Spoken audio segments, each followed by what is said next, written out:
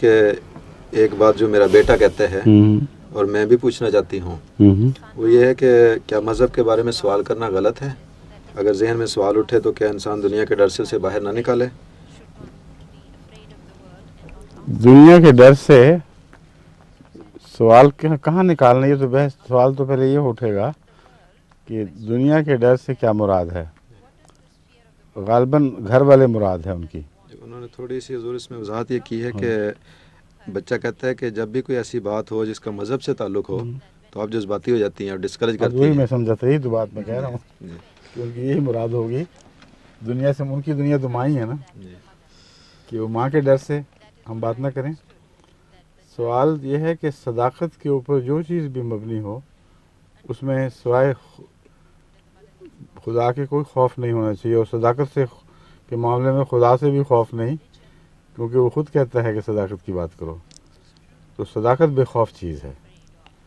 دنیا سے ڈرنا صداقت کے معاملے میں تو غلط بات ہے، لیکن بعض لوگ صداقت کے بہانے بد اخلاقیاں کرتے ہیں، اور جی ہم تو سچی بات کریں گے، منہ پہ ماریں گے چاہے کڑوی لگے. یہ جو انداز ہے یہ بےہودہ ہے، یہ بد اخلاقی ہے. لیکن صداقت میں کوئی بےہودگی نہیں. صداقت اچھے طریقے سے بھی بیان ہو سکتی ہے، باادب طریقے سے بھی بیان ہو سکتی ہے. سوالات کے متعلق ان کے بچے کو میرا پہلا مشورہ تو یہی ہے کہ جو بھی سوال اٹھیں اپنے لیے اللہ سے دعا کر لیا کریں کہ خدا خود آپ کو سمجھا دے.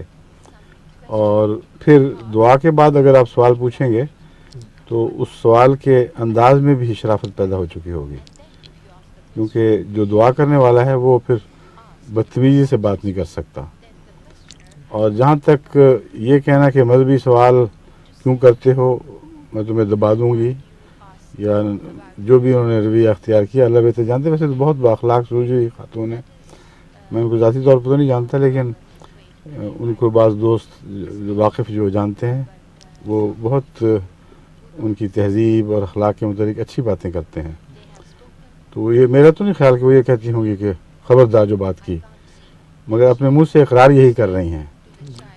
تو اس لیے وہ بجائے اس کے خبردار جو یہ بات کی، یہ کہنا چاہیے کہ تم بتاؤ، اگر مجھے سمجھ آ گئی تو میں تمہیں سمجھاؤں گی، اگر نہ سمجھ آئی تو اور کسی سے پوچھ کے بتاؤں گی، اور اس عرصے میں تم بھی غور کرو.